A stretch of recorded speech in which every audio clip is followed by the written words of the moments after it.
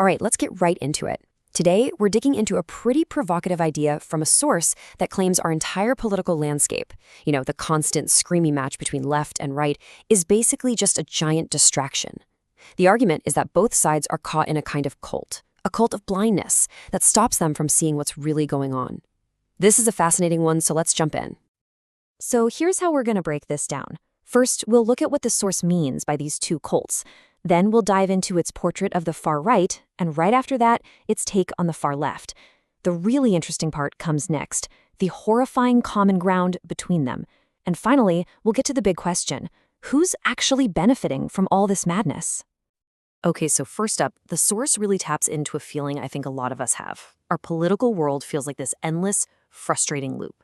It sets the stage by looking at this surface-level fight before, peeling back the layers to see what's really happening underneath. And it all really boils down to this, right? Why does everything feel so broken, so completely exhausting? The source suggests it's because the whole game is rigged to keep our eyes on each other, on this us versus them battle, instead of on the actual systems that are calling the shots in our lives.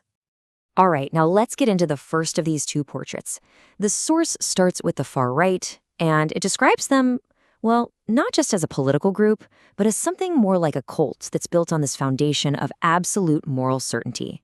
So according to the source, this worldview is built on a few key ideas. The main one is that life is seen as this simple black and white morality play, good versus evil, virtue versus sin. This way of thinking naturally splits the world into an in-group, the tribe, and a threatening out-group, the outsider. And this, the author argues, makes them incredibly vulnerable to what it calls grifters, people who basically cash in on that fear and outrage for clicks and money. And here's the real kicker, according to the source.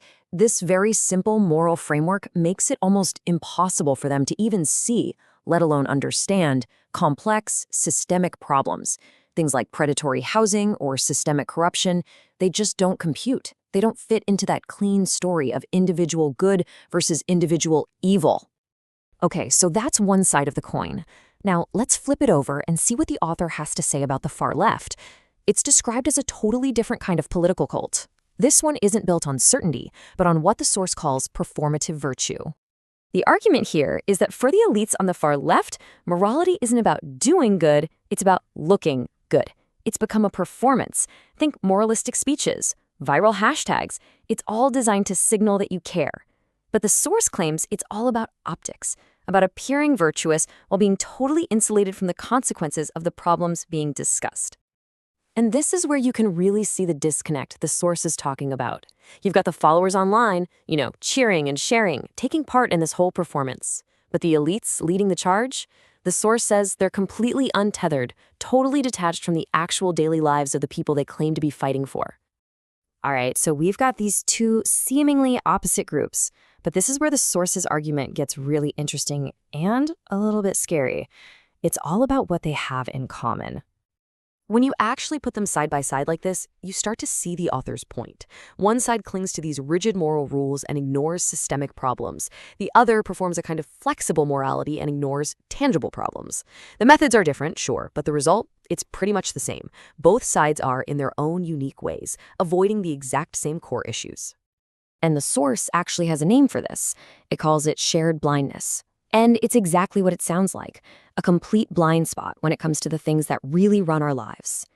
All the energy is poured into fighting these symbolic battles, your neighbor, some stranger on the internet, instead of focusing on the real levers of power, jobs, housing, healthcare, and corruption.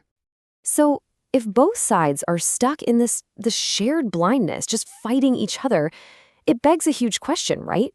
Who, or maybe what, is actually benefiting from all this chaos? The source has this really powerful line that gets to the heart of it. It says, the real winners aren't some shadowy group of people pulling the strings. Nope, the real monsters, it argues, are the impersonal systems, the structures that just keep humming along, totally untouched, while everyone is busy screaming at shadows. And just so this doesn't sound too abstract, the author gets really specific.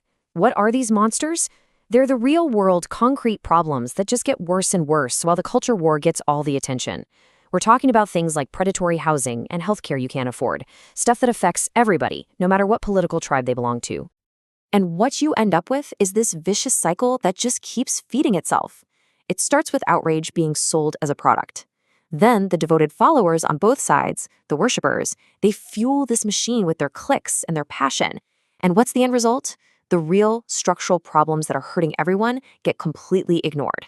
The devotion of the followers actually keeps the broken system they think they're fighting against running smoothly. And this all leads to a pretty brutal final lesson from the source. A simple, harsh truth. The real world doesn't care about our ideologies. It doesn't care about our outrage or our performances of virtue. The big problems, what the author calls reality, they're just going to keep on going, completely indifferent to our little tribal squabbles. Which leaves us right here with this one final massive question. If the source is right, if all this fighting and all this outrage is just a carefully designed distraction, then what are we supposed to be doing instead? What's the real work that needs to get done? And that's the big idea we wanted to leave you with today.